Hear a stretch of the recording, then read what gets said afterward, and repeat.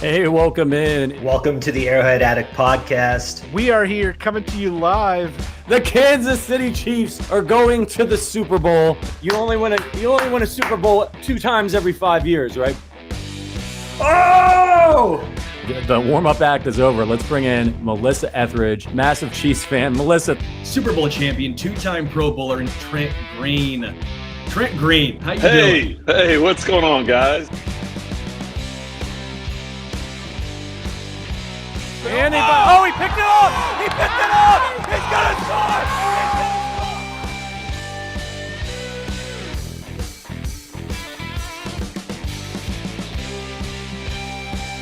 And we'll see you next week, but until then, as always, go Chiefs. Welcome to Wacky Wednesday on the Arrowhead Addict channel. As always, I'm Adam Best, joined by the golden voice of Sterling Holmes and producer Richard doing his things behind the scenes. Sorry for the delay, some technical difficulties, but we are glad to be with you here in the dog days of summer, right? Sterling, you got the tank top on, ready to go. Basketball game tonight, baby. Come on now. Basketball game tonight. You got that like Luka color on. You got the Mavericks, baby. Oh yeah, baby. We're getting after it today. We're getting after it. Nice. What else is going on? Golf, a lot of golf. A lot of golf. We're inching closer to training camp. We're what now? 20 days away. July 18th is when quarterbacks and the rookies report to training camp. The Royals are 2 scoops of ass, so that's very unenjoyable to watch. Basically, we're just inching closer to training camp. That's what we have going on. That's right. And during the summer, to kind of keep myself entertained, I'm a big fan of firing up the movie projector and watching movies outside. A lot of times it's kind of a nostalgia-fueled docket. Last night was Beetlejuice, which if you haven't seen it, very, very weird movie. So Michael Keaton is like this ghost/demon with sort of a cowboy accent, if that cowboy was like coked up and had bronchitis. And then there's like all this Harry Belafonte calypso music.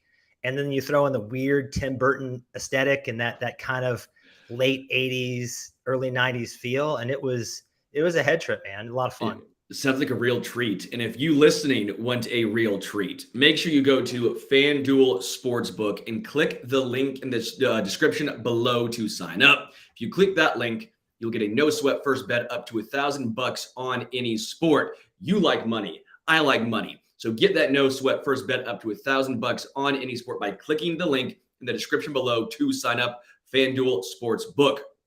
This offer is available for new customers of 21 plus and physically present in most legal gambling states. Please remember to always gamble responsibly. Please check the description for the full offers terms below. And if you already have FanDuel, you can head to arrowheadaddict.com/bets to find more betting offers and ways to support the podcast. We got to get Klay Thompson to his game. So let's jump right into Hot Take Kingdom. You ready? Let's do it, baby. I'm always ready. Patrick Mahomes is the first quarterback in league history without a significant weakness. Welcome to the kingdom.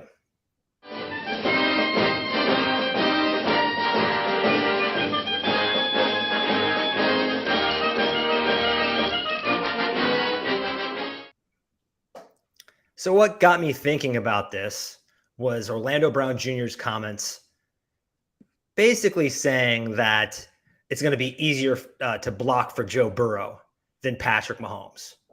Did you hear that? Yeah, I heard that. The 12-step drop versus 7-step drop. It's not true.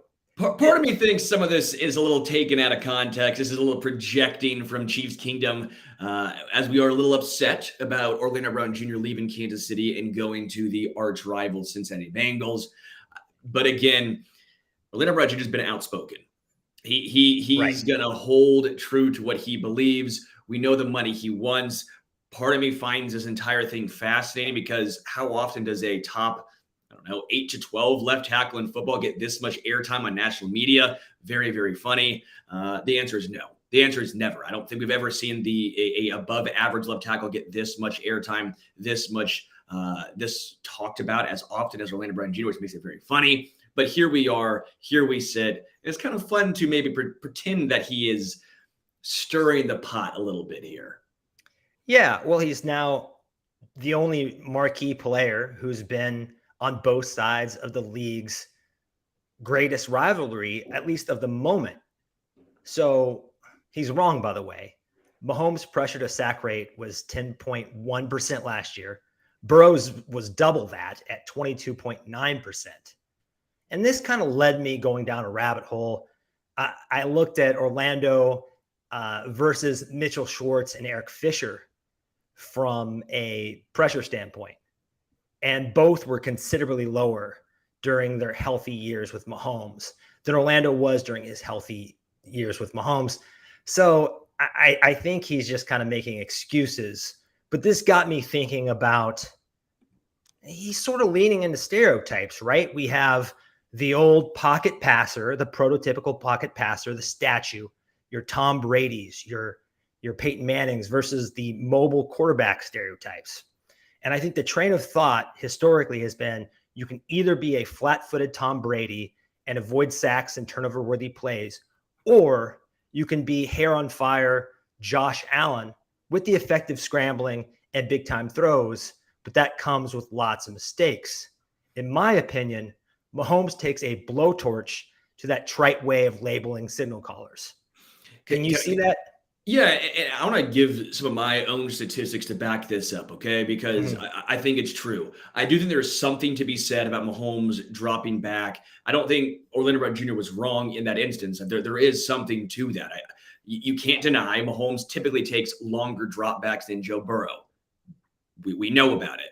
The offensive line has talked about it. Trey Smith has talked about how it's different. You used to have the egg timer in your head going block, block, block, release, find the next guy. Not with Mahomes. It's block, block, block, block, block, block, try and finish strong. And he's probably still going to make a 50-yard bomb downfield because he's making dudes miss. Now, if you want some fun statistics here, would you agree that Jalen Hurts is a mobile quarterback who was behind one of the best offensive lines in football last year? Yeah, I think I know where you're going with this. So Jalen Hurts had 460 attempts, and he was sacked 38 times. Patrick Mahomes, on the other hand, 648 attempts, and he was sacked 26 times. Again, we're not talking Joe Burrow yet. We're talking one of the best lines in football and a mobile quarterback, right? Correct. I'm trying to put into perspective how freaking good Mahomes is at evading pressure. Okay. Chiefs' interior offensive line was as good as the Eagles, but the tackles, they were not. There's no debating this. And Mahomes was still better at evading pressure on what was known as a historically great offensive line. Now, let me go a step further here. They have a stat on, Pro Football Reference. It's sack percentage. This is what the quarterback can do. Okay. This is what the quarterback does to make dudes miss. Jalen Hurts is at 91. 100 is considered average. Okay. Joe Burrow is at 101. Patrick Mahomes is all the way up at 118. His lowest in his career is 115. Burrow's best was last year at 101. The point is, Mahomes is that much better at making the defender miss than anyone else that we're talking about right now, including mobile quarterbacks like Jalen Hurts. So if Orlando Brown Jr. thinks this is going to be easy, while yes, it will be a shorter drop for Joe Burrow, he is not going to evade pressure like the historically great Patrick Mahomes. Joe Burrow has a phenomenal pocket presence. What Patrick Mahomes does is sorcery. It shouldn't be possible. And I think Chiefs fans are kind of sick of hearing stuff like inferring that Mahomes makes it harder on his team with his improvisational style, or that he gets hurt more, or all this nonsense. He really doesn't. There is no place any quarterback in the National Football League is safer than Patrick Mahomes scrambling outside the pocket. This does not include bootlegs, but in those situations, scrambling outside the pocket, Mahomes was sacked 0.3% of the time. So the league average for quarterbacks there is 10%. That stat is from Stephen Ruiz of The Ringer. I can't believe it, but it is true. He is basically impossible to sack once he gets out of the pocket. And we saw that with his line decimated in that Super Bowl loss versus the Bucs. I mean, they had a one Mississippi rush, and he was still almost impossible to bring down, right? We had the famous levitating Superman throw. I was watching that last night. I was actually watching it last night. But why? Why was I watching it last night? You masochist. I was doing sports talk radio late at night, and it was on the TVs. I'm like, I'm not watching the Royals. The Royals are again, as I mentioned, they're buns. So the Royals are so bad you would prefer to watch the Chiefs Super Bowl loss. I mean, live Royals as they have a 1-0 lead in the ninth and blow it and lose 2-1. Yeah, Emmanuel Clase closing them out. So I go, well, I'm going to watch the Bucs Chiefs Super Bowl rerun again, and it is so unreal how much pressure Mahomes was under in that game, literally from every single snap. But it wasn't just the parallel to the ground throw he made.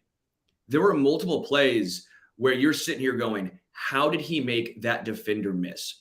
3 guys. He was single-handedly trying to drag his guys to a victory. And it wasn't just, was it Williams that hit off the face mask in the end zone? Oh, yeah, and he also hit Tyreek's face mask. That's what I think.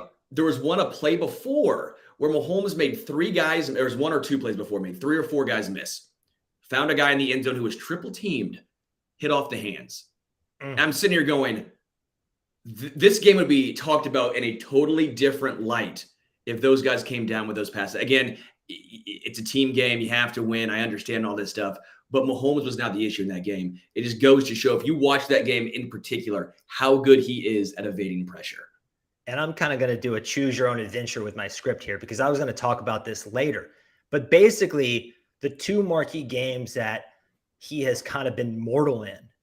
Well, the first one, his line was decimated. His teammates really let him down. I think the tragedy with Andy Reid's son was kind of a dark cloud over the roster. And hey, that is more important than football. Certainly, that needs to be clarified, but it certainly affected the team. And then the next time, the only other playoff loss that wasn't basically the Patriots got the coin flip, and that's why they won, was the Bengals AFC Championship in 2021. And what happened in that game? He was perfect, absolutely perfect for a half. And then instead of taking a field goal, I am usually a take 7 guy. But when you have that kind of lead and you only have enough time for 1 play, you take the field goal and you go in with momentum and you put the game out of reach. They throw to Tyreek. Eli Apple stops him. Something happened in that locker room because a different team came out after the break, right? It was the first time that I think we saw Mahomes actually play bad football. I mean, there's no sugarcoating. He choked in that game. The second half, he choked.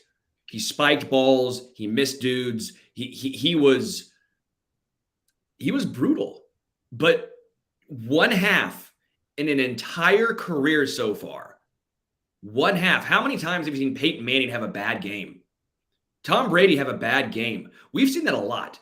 They get rattled. They start getting hit. The pressure comes up the middle. They don't have time. They can't scramble. They're screwed, right? We have literally seen 1 half.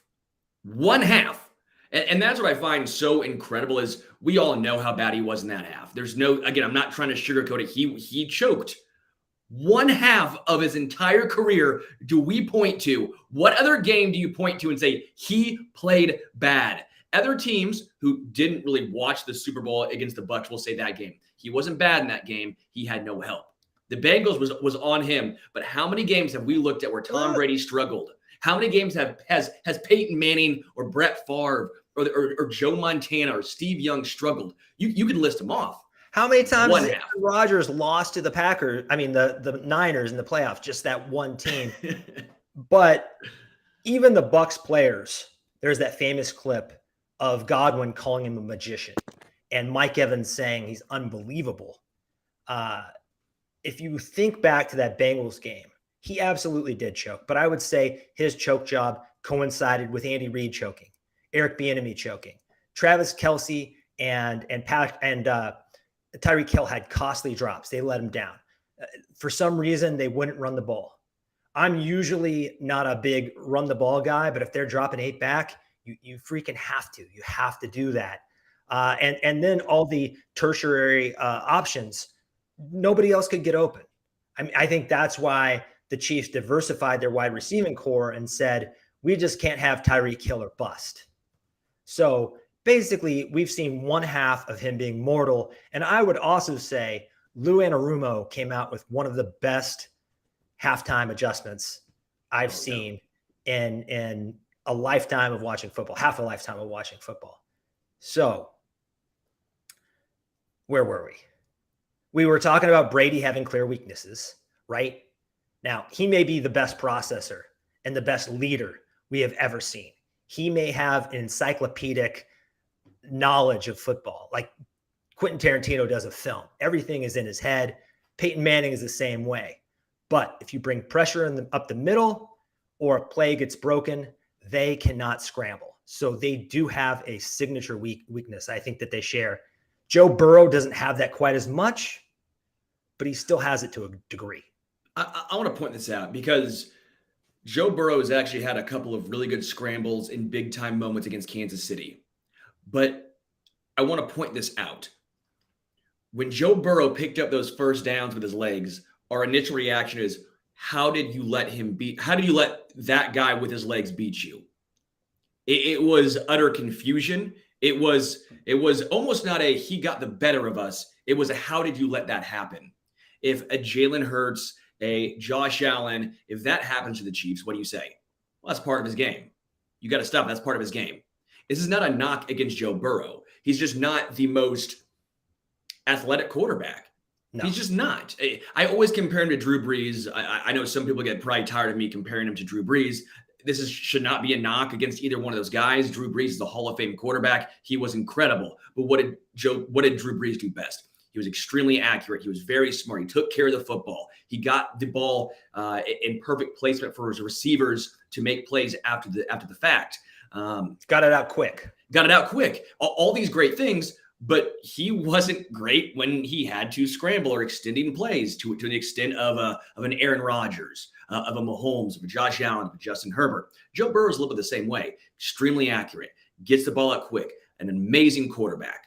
But scrambling just isn't part of his game. We might be a little biased because a couple of times he has done it against Kansas City, but look at the bigger picture here. That's not what he typically does. Well, yeah, he's a tactical scrambler who can do it in a pinch, but he's not. I mean, one of the reasons Mahomes and Allen have their teams converting third downs at a higher rate than any other offenses is because they are 1 and 2 in EPA generated from scrambles. So that is the huge difference between Mahomes and Burrow. They're the only two players who are in the top 5 in big time throw rate, and then in the bottom 5 in turnover worthy play rate. But then you add in Burrow taking sacks, Mahomes doesn't take them.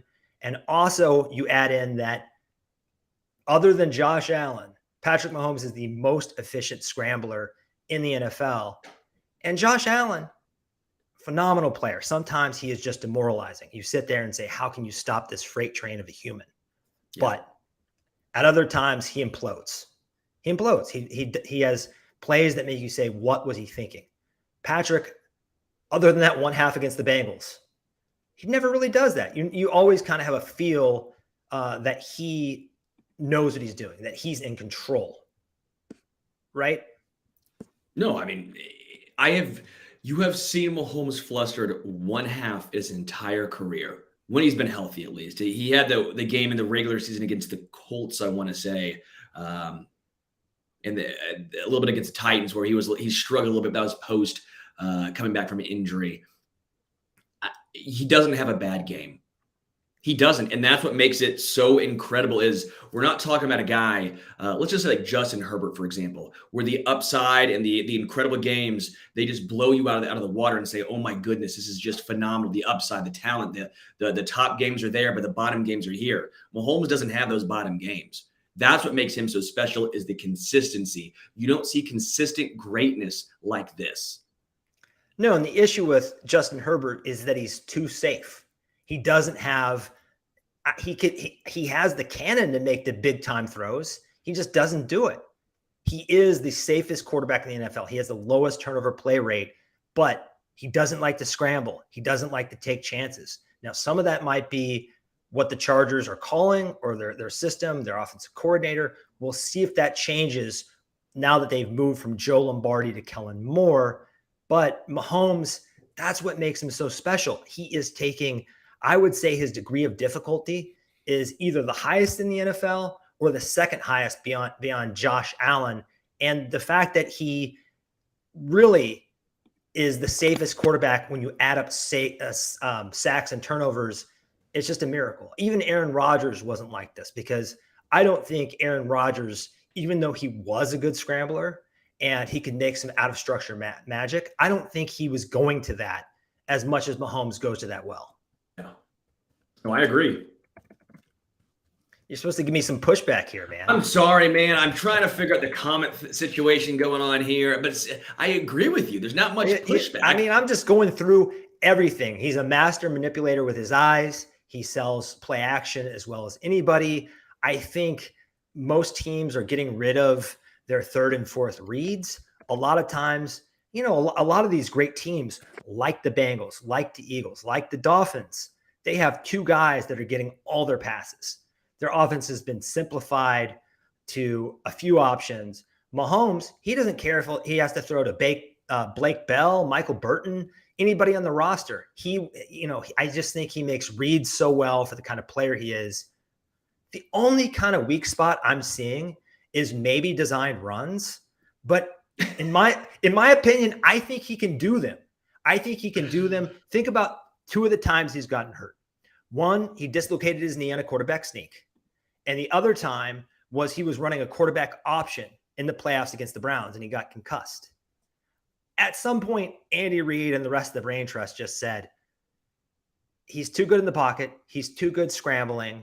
We don't need to trot Patrick Mahomes out there on designed runs like the Ravens need to with Lamar Jackson or the Eagles need to with Jalen Hurts. Yeah, I will, I guess, acquiesce. He is not the best design runner in the NFL, but okay, here you go. The biggest weakness against Mahomes is they don't let him do QB sneaks. There we go. That's his kryptonite? That's the only thing. That's the only thing, and it's because they won't let him. That is a very, very sad kryptonite. I mean, oof. Yeah, I can't disagree with you.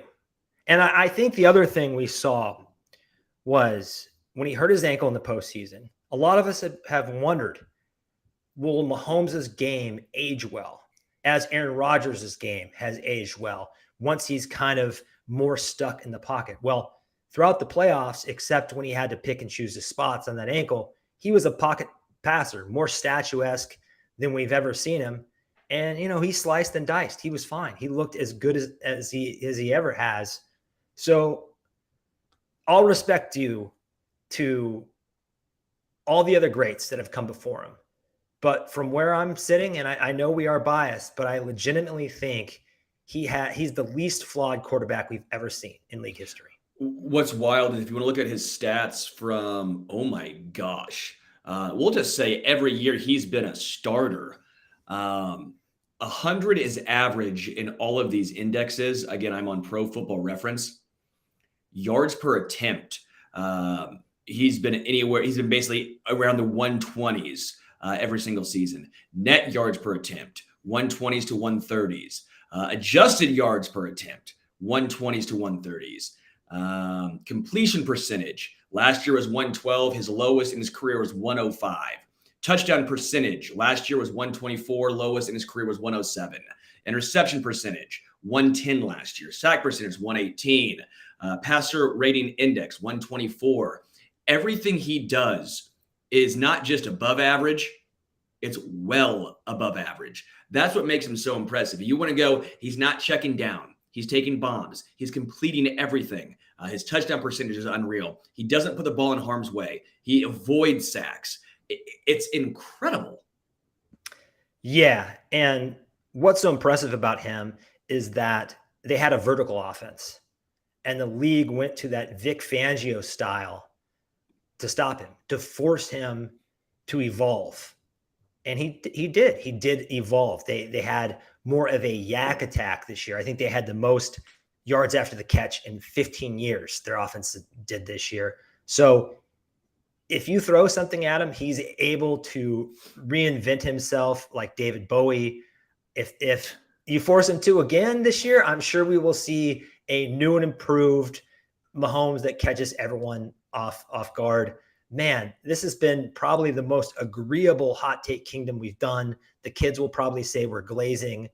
What does that mean? Yeah, we're not going to get into that. That they like to say that anytime. How is Adam Best, the older guy on the show, teaching me, the younger guy? Because you know how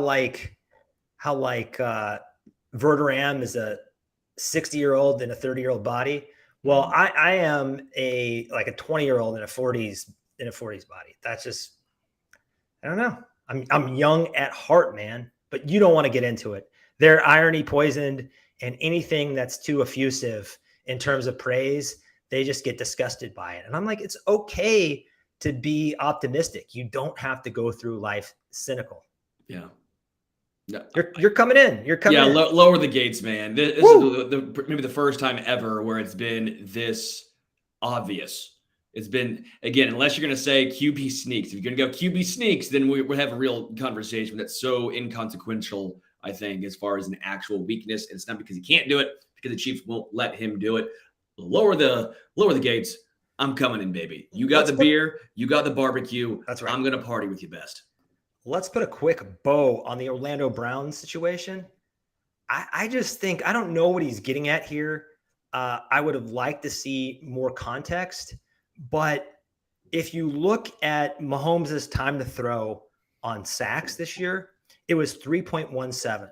That's the lowest of his career by like half a second. And I just anecdotally thinking back, that was because Andrew Wiley and Orlando Brown Jr. got beaten quickly. You could argue that the Chiefs lost the Colts game and the Bengals game in the regular season because Orlando Brown Jr. got beat during pivotal moments, and he got beat fast. And one of the things you need to do as an offensive lineman is die a slow death. So I know he knows where Joe Burrow is going to be, and Joe Burrow gets the ball away quickly. But Joe Burrow also has this attitude that it's third down, and he's either going to make something happen or take a sack.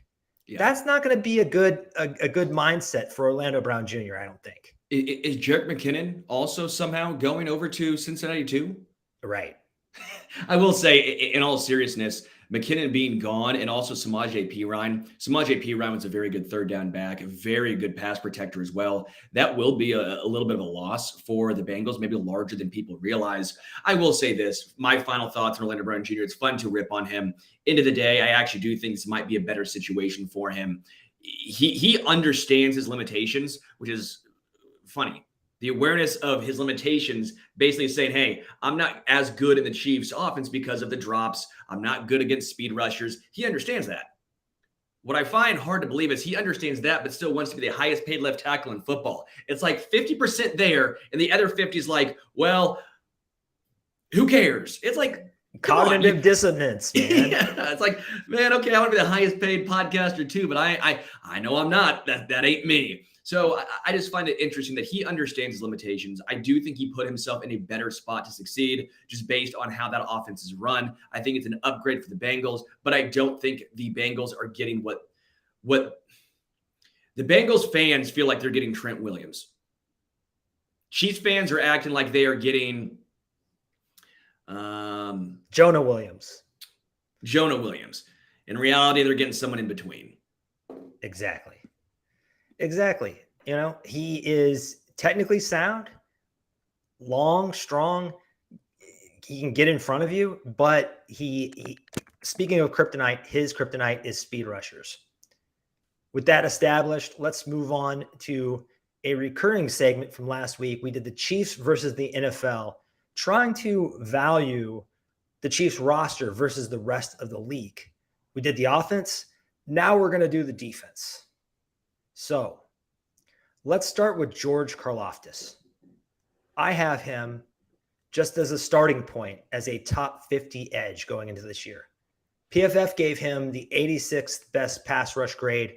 I think he kind of came on at the end of last season, but I also think a lot of his big plays, his sacks, were sort of motor sacks. But he did play a lot of snaps, and he was a rookie. So is this a fair kind of projection for Furious George? Yeah, I think top 50 is about exactly where I'd put him. I think he's the best edge rusher on Kansas City. I would take him over Omenihu. I would. Sorry, pal. I would do it. I know you were the highest guy on Charles of anyone I know. I like Charles O a good amount, but you love that dude. I'm higher on Karlaftis. I've said it again. If it were me, if I'm in Vegas and I'm setting the over-under, I'm setting the over-under of sacks for Karlaftis at 9.5. I think anywhere from 9, 10 to 11 is about where I see him this year.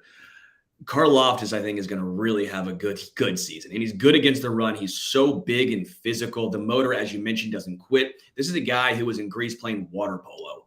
This is a guy who is still, to an extent, learning football. I had a chance to talk to him for a while because he was so nervous about playing softball. He wouldn't leave our interview table. It was hilarious. He's like, no, man, I'm staying here. I'm talking to you more.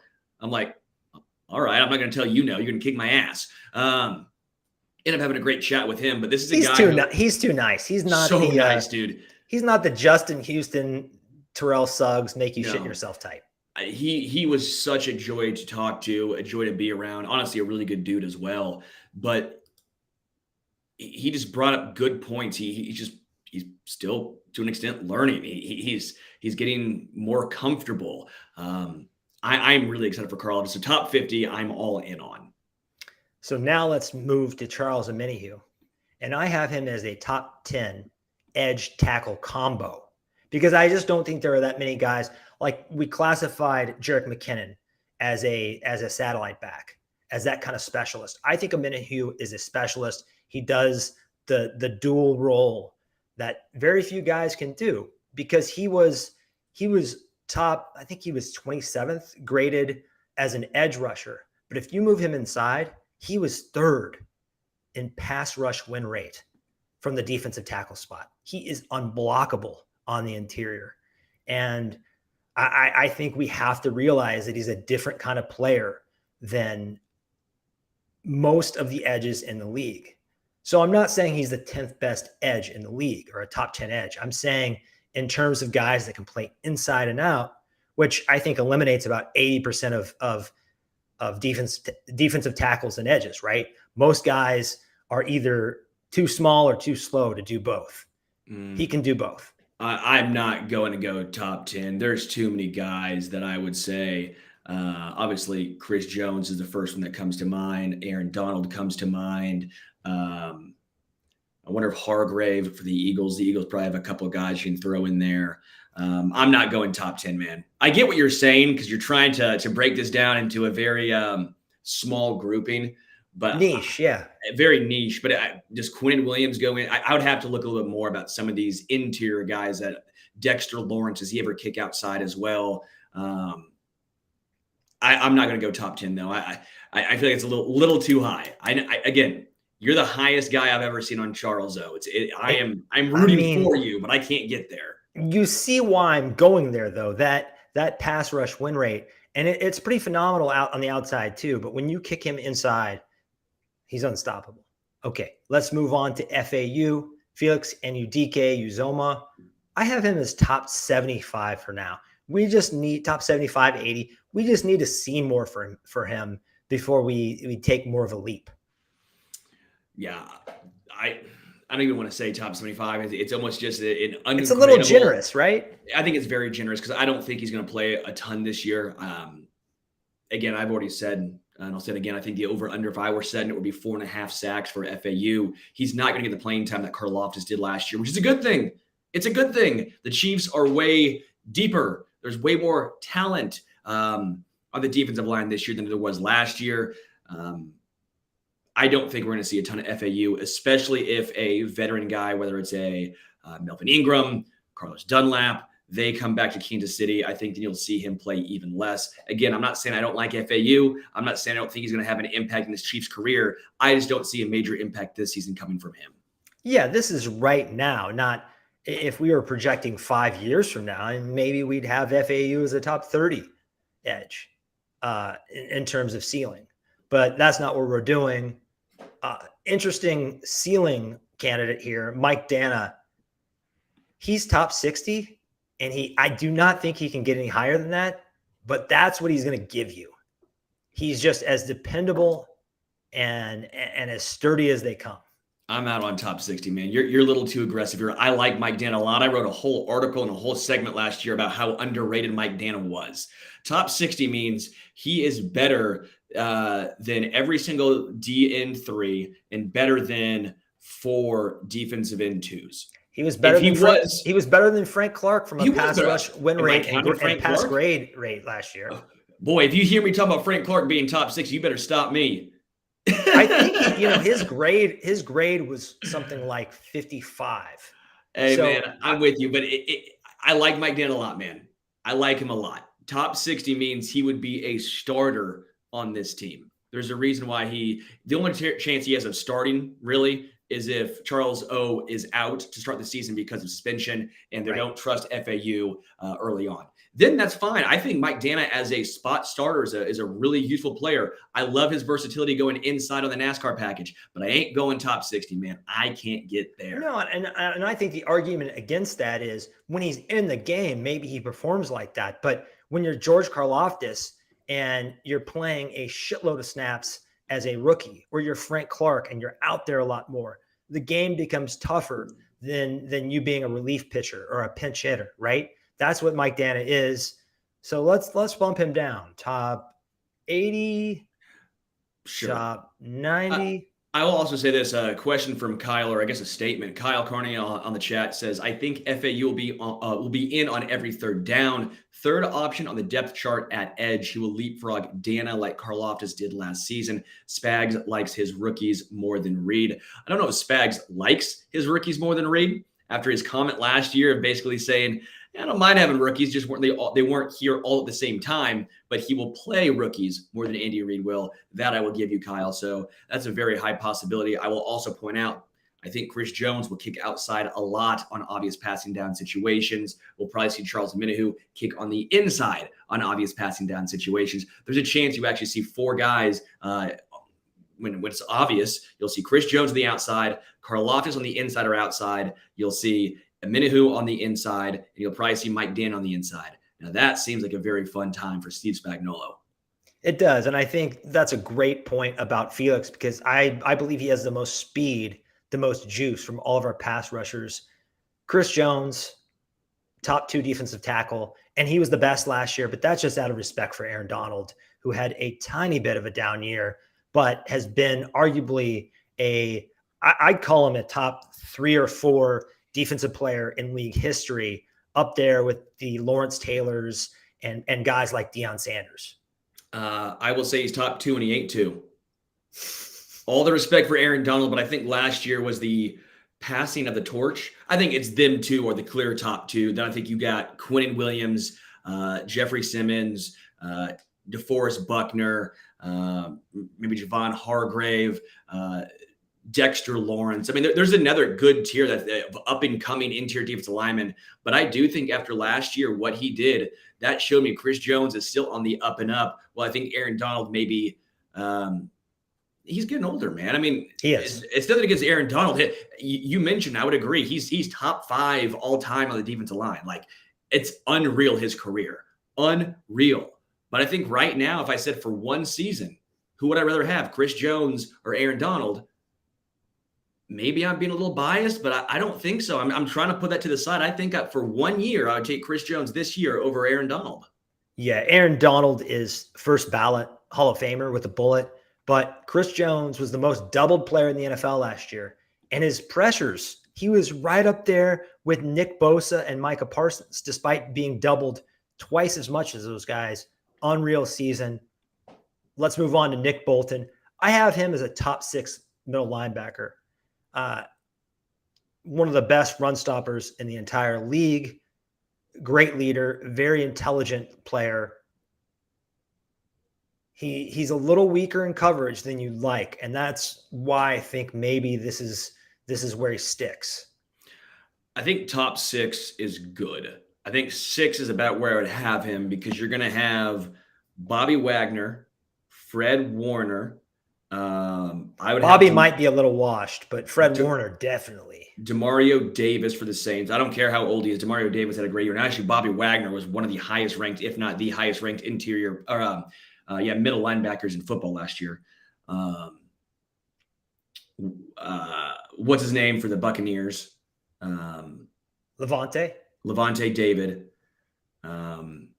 We don't have to go through Matt Milano is probably there. And then I bet Bolton's right at price 6-ish. But yeah, I mean, Nick Bolton was really good last year.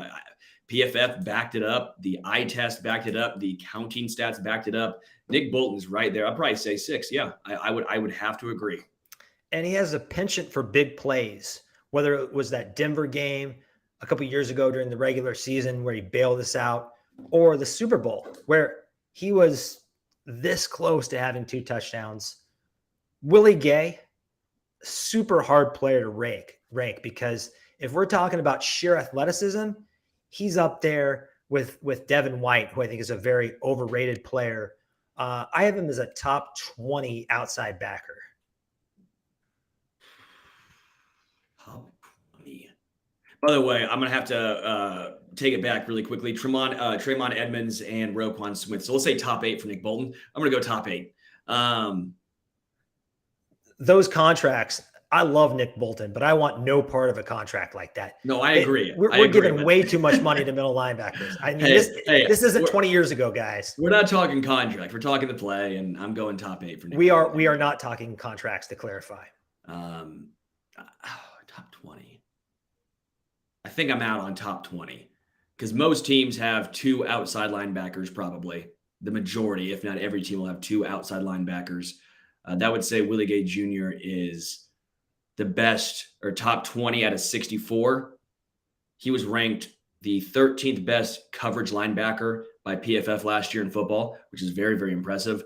But I still think there's limitations to his game. We need to see more from Willie Gay Jr. I wonder if the signing of Drue Tranquill is the kick in the ass. That, hey, you won that second contract here. Drew's here. You got to outplay him now. If you outplay him, that second contract might be coming your way. You don't, might be moving on for you. I'm excited to see how Willie Gay Jr. responds here. So let's say top 32, and that's a natural transition to Drue Tranquill, he's a very specific kind of player to me. He is a coverage backer. I would say almost exclusively, I expect that is how the Chiefs are going to use him. He played safety in college, almost like a bigger Daniel Sorensen, so to speak. So I have him as a top 8 coverage backer. And if you look at those PFF coverage stats you cited, that's right about where he is. Yeah. Oh, I'm ripping this. Yes. Drue Tranquill is top 8 coverage linebacker because he's also so versatile. Not only that, he had 5.5 sacks last year for the Chargers. He was the green dot. If Spags is going to be so thrilled to have a guy with this versatility, because if he's on the field, yeah, he's great in coverage, but you can also send him on a blitz and he will get that quarterback. That's fun. Again, I am so excited about this defense as a whole. I think they're greater than the sum of their parts. You listen to some of the names, and while outside of obviously Chris Jones, L'Jarius Sneed, there's not like these big names on this team, right? You don't have the duo of Khalil Mack and Bosa. You don't have Derwin James, TJ Watt. Like you don't have that. You have Chris Jones, and then the tier down, probably L'Jarius Sneed, but you have guys that all work well together. And the versatility jumps out at you. Drue Tranquill is going to have a great season. I can't wait. Did you hear about what he did last weekend? He won a chess tournament or something like that, which congratulations. Ronald said Tranquill is a great chess piece for Spags. Yeah, pun intended. So he beat Chidobe Awuzie from the Bengals. The Bengals cannot stop taking L's to the Chiefs. But it just shows that he is a thinking man's player. Speaking of chess pieces, L'Jarius Sneed, the biggest chess piece that Spags can move all over the board. I'm calling him a slot corner. I think that's the most generous way to classify him. I have him as a top 3 slot corner, along with the guy in Buffalo. Gosh, I'm blanking on his name. And there are a few other guys in consideration, but I think top 3 is very fair, because I think there's an argument for Sneed being the top slot corner in the league. How many of them are pluses against the run? He's probably the best blitzer, along with Derwin James, in any secondary in the NFL. He can travel with DK Metcalf. Most slot corners cannot do that, right? So I think his versatility is what sells me. Yeah, I would say top 3 as well. The size, the speed. He ran a 4.3 something in college. The fact that he can also blitz and get after the quarterback. His tackling is incredible for a corner. L'Jarius Sneed is a top 3 slot corner. I would say that without a doubt. And by the way, that should help Kansas City when it comes to negotiations. The fact that he does play on the slot majority of the time, as long as he's not lining up against and traveling with the wide receiver one like he did at times last year. The more he plays in the slot, the lower his open market's going to be. That's just how the open market is. That's the reason why tight ends don't get paid as much as wide receivers. That market is just not there. He wouldn't get as much as Travarius Ward if he's going to be playing the slot. So that actually might behoove Kansas City if he stays there. It will be interesting to see if Trent McDuffie plays more in the slot, because he has a natural feel for that role as well. I have him as a top 15, top 20 corner. If we're talking about PFF grade, they had him as the 13th best coverage grade in the regular season. Again, just one metric, but cornerback is a very difficult position to grade and judge. This is kind of speculative, but I think he can be a top 15 corner in this league going forward. I think he can be, and I don't want to go through the list of all the cornerbacks right now because there's obviously some that jump out at you. There's just so many corners, Jalen Ramsey, Darius Slay, Sauce Gardner, Tariq Woolen for Seattle last year. I don't want to go through. And they're up and down because A.J. Terrell for Atlanta looked like the next superstar. And he had a rough year last year. So there's a lot of variance. And but again, do you have those guys bouncing back? Because if you're projecting Trent McDuffie, then you also almost have to project A.J. Terrell bouncing back. Do you project Tre'Davious White to bounce back for Buffalo? It's a very hard situation because Byron Jones at one point was one of the 5 best corners in the NFL. He's out of the NFL now. Some of that was due to injury, of course, but he signed with Miami and he just kind of fell off. I can't go top. You said top 15 or top 20? I said top 15, top 20, that range. I would go top 30, 32. I'd go top 32. Yeah, that makes sense to me. I could see a sophomore slump, like a mini sophomore slump. I could also see him, if you told me at this time next year that he was a top 8 corner, I would believe it. So we'll just have to wait and see with him. What's so impressive? We feel good about him, though. Yeah, what's so impressive with him is he plays like a veteran at such a young age and with such inexperience in the NFL.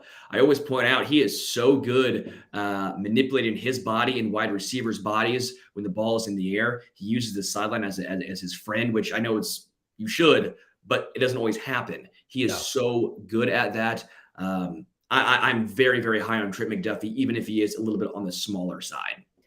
Let's take Jaylen Watson and Joshua Williams as a tandem. I kind of have them in the 60 to 80 range. Is that too generous?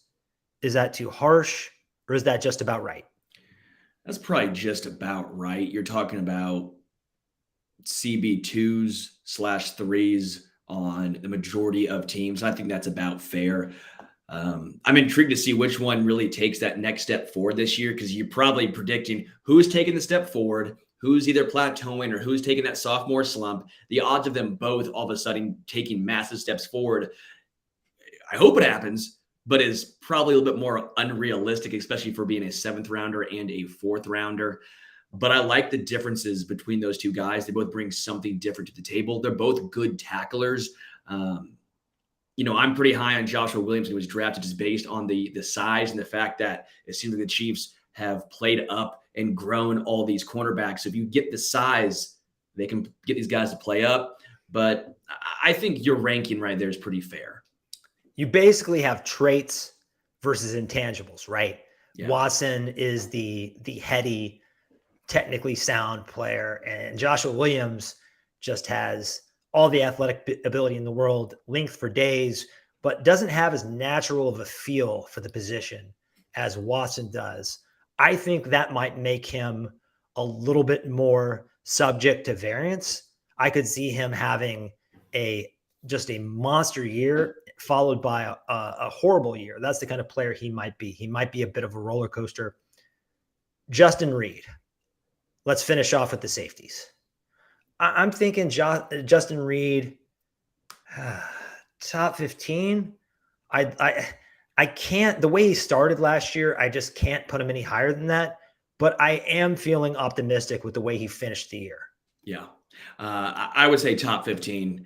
There's some really good safeties in the NFL right now. But what I will also point out is I've always said this, and you can disagree with me if you want. I don't think safety is as important as corner. It's very rare when you see a safety transition to corner. It's more likely you see a corner transition to safety. There's a reason for that. Okay, there's a reason for that. But Justin Reid, I would say, is top 15. He's a great tackler. He's very, very physical. I like some of his trash talking, even if Andy Reid doesn't like it. I like a little bit of that edge in my safety. You want a little bit of that crazy, a little bit of, I'm going to put my nose in there. That was the issue a lot of Chiefs fans had with Tyrann Mathieu's final year here, the business decisions. You want a hard-hitting safety. How fun was it seeing Eric Berry light someone up? You like seeing it. I like seeing that in Justin Reid. I'm probably not going higher than top 15, but I think he's right in there around that 12 to 15 range. Yeah, we want our honey badgers to not care, right? To go back to that old meme. And that wasn't who Tyrann was last year. But if you think back to the Super Bowl, Justin Reid really was one of the players that came out, established the kind of the tone, the feel of that game. I mean, he almost sent Devontae Smith to another dimension. I mean, he laid the wood and let the Eagles know that this was going to be a fight. And I appreciate that, because I think one of the issues with the Chiefs in the past is maybe they've been a little too finesse at times. And that's not going to happen on his watch. So I'll agree. Top 15 with upside. Bryan Cook, I like what I saw last year. I think the draft capital is there. Hard for me to go just on speculation more than top 40 or top 50. Yeah, that's where I'm at too, but I am high on Bryan Cook. I'm excited about Bryan Cook. We're cooking up something good in the secondary. Again, versatility. That has been the MO the past 2 years on this defense. We are there. This secondary is really underrated. They're going to turn some heads around the NFL. Again, as I mentioned, not a ton of big name players on this in this secondary, but a lot of guys that will make an impact. And Bryan Cook is going to be one of those guys. He's another hitter, another very physical player. The finesse Chiefs of the past, again, they are no longer here. Let's finish up with Mike Edwards. And I classified him as a dime safety, a guy that comes in situationally and can do a little bit of everything, very versatile. I don't think he's going to be an every down player. So in that role, I have him as a top 12 dime safety. That's probably about right. In obvious passing down situations, he is going to be fun because he is a ball hawk, right? If you have Justin Reid and Bryan Cook as your hitters, then you have Mike Edwards as your ball hawk. Again, I keep going back to, and I'm sure everyone's frustrated saying, Sterling, don't say the V word again. Versatility, baby. It's so fun having a defense that can do a little bit of everything. Again, this is the best defense, in my opinion, in the Patrick Mahomes era. I think this is the perfect defense for Steve Spagnuolo, a guy who likes to disguise, who likes to mix and match. I am just thrilled at what this defense in the upside can be. They're young. A lot of them are controllable. Damn. Is it Thursday yet? I will kind of conclude the safety section of these rankings by saying, I agree with you. Corner is far and away more important positionally than corner. But in the Spagnuolo system, I think there is a reason why they spent up on Justin Reid and Tyrann Mathieu, and they keep drafting corners, because he likes to play press. He likes to play quarters. His safeties have to be center fielders who cover a lot of field, who do a lot of different things. Sometimes they even play in the slot. We've seen that with the Honey Badger. So I think this is I'm not going to say the V word again. Do it all, rangy. Give me an adjective here, comment section. But that's all we've got for you guys today. Quick and easy. I will be here again tomorrow with Patrick Allen on the Thursday slot, my old buddy. And that's all we've got from you, for you, not from you. So for Sterling, for Richard behind the scenes, I'm Adam. Go Chiefs.